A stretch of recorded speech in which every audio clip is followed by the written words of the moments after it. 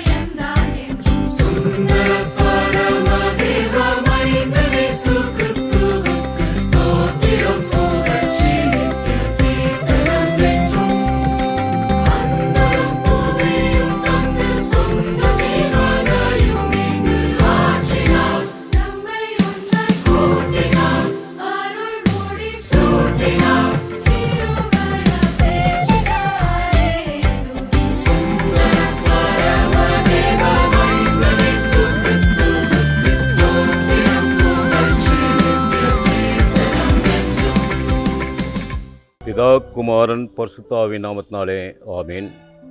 கிறிஸ்துவுக்குள் அன்பானவர்களே, இந்த நாளிலே இந்த தியானத்திற்காக எடுத்துக்கொண்ட திருமறை வசனம் அது லூக்கா சுவிசேஷம் 15வது அதிகாரத்திலே 31வது வசனத்தை உங்கள் வைக்கிறேன்.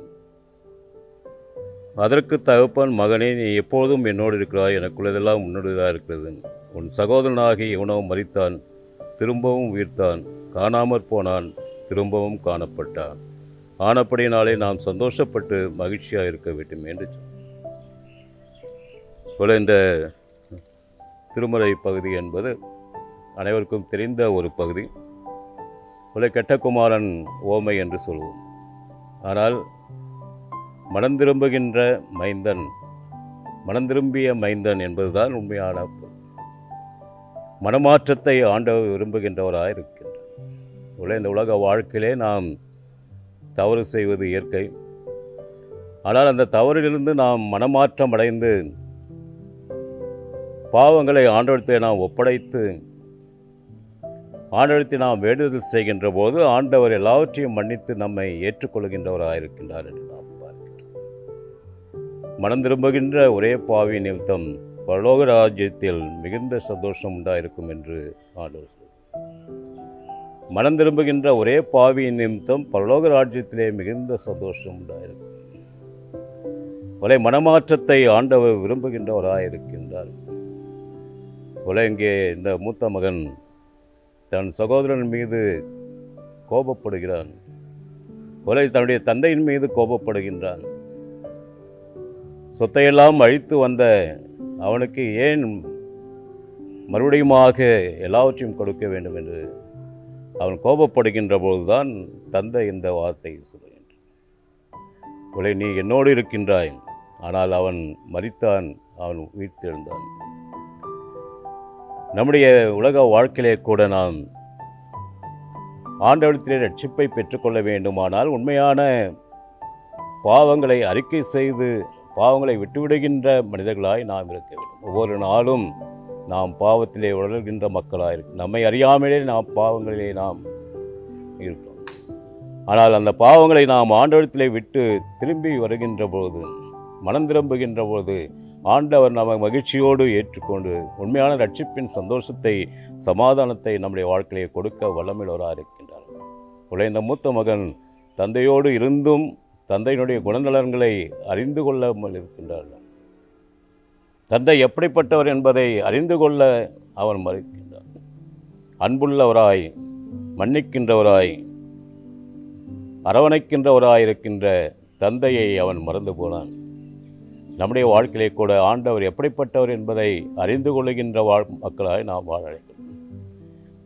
என்னுடைய ஆண்டவர், அவர் மன்னிக்கின்றவர், அரவணைக்கின்றவர், அவர் என்னை தூக்கி எடுத்து மீண்டுமாய் தம்மோடு இணைத்து கொள்ளுகின்றவர் என்பதை நாம் அறிந்து ஆண்டவரிடத்தில் நம்முடைய பாவங்களை நாம் அறிக்கை செய்து விட்டுவிடுகின்ற போது ஆண்டவர் நம்மை முற்றிலுமாய் தூக்கி எடுக்கின்றவராய், பாவங்களிலிருந்து நம்மை கழுவி சுத்தப்படுத்துகின்றவராய், ஒரு புதிய ரட்சிப்பின் சந்தோஷத்தை, சமாதானத்தை நமக்கு கொடுக்க வல்லமையுள்ளவராக இருக்கின்றார் என்று நாம் சகேயுனுடைய வாழ்க்கையை கூட நாம் பார்க்கின்ற போது அங்கே சகேயு ஆண்டவரிடத்திலே வந்து அவன் தன்னுடைய பாவங்களை அறிக்கை செய்து எல்லாவற்றையும் நான் விட்டுவிடுகிறேன் என்று சொல்லுகின்ற போது இன்றைக்கு இந்த வீட்டிற்கு ரட்சிப்பு வந்தது என்று அங்கே நம்முடைய வாழ்க்கையிலும் நம்முடைய பாவங்களை ஆண்டவரிடத்திலே விட்டுவிடுகின்ற மக்களாய், ஒருவேளை இந்த கெட்ட குமாரனுடைய ஓமையை நாம் பார்க்கின்ற போது அவன் புத்தி தெளிந்தபோது தந்தையை நினைத்து பார்க்கின்றான். புத்தி தெளிந்தபோது தந்தையை நினைத்து பார்த்து மீண்டுமாய் தந்தையோடு வருகின்ற அந்த பாக்கியத்தை நான் பெற்று நாமும் நம்முடைய வாழ்க்கையிலே மனமாற்றத்தை பெற்றுக்கொள்கின்ற மக்களாய், ஆண்டவரை உணர்ந்து கொள்ளுகின்ற மக்களாய், இயேசு கிறிஸ்து யார் என்பதை அறிந்து கொள்கின்ற மக்களாய் நம்முடைய பாவங்களை கிறிஸ்துவனிலே ஒப்படைத்து மீண்டுமாய் ஆண்டவரை என்னை ஏற்றுக்கொள்ளும் என்று சொல்லுகின்ற போது ஆண்டவர் நம்மை கழுவி சுத்தப்படுத்தி ஒரு புதிய சந்தோஷத்தை, சமாதானத்தை கொடுக்க வல்லமையுள்ளவராக இருக்கின்றார். அத்தகைய உண்மையான சமாதானத்தின் சந்தோஷத்தை இந்த நாளிலும் நாம் நிறைவாய் பெற்றுக்கொள்ள ஆண்டவர்தாமே கிருபை தருவாராக. ஆமீன். ஜெபம் செய்வோம். எல்லா துதிகளுக்கும் பாத்திரா இருக்கின்ற எங்கள் அன்பின் ஆண்டவரே, இதோ இந்த நல்ல நாளுக்காக, இந்த வேலைக்காக நாங்கள் உமக்கு நன்றி செலுத்துகின்றோம்.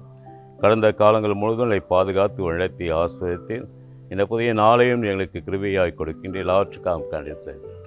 நாங்கள் புத்தி தெளிகின்ற மக்களாய், மீண்டுமாய் மண்டையிலே நாங்கள் இணைகின்ற மக்களாய், அதன் மூலமாய் நீர் கொடுக்கின்ற உண்மையான சமாதானத்தை, சந்தோஷத்தை பெற்றுக்கொள்கின்ற மக்களாய் வாழ நிற்கவைத்தாரும் கர்த்தாவே. உம்முடைய அன்பின் மக்களாய் நாங்கள் வாழுகின்ற பாக்கிக்கிறோம்.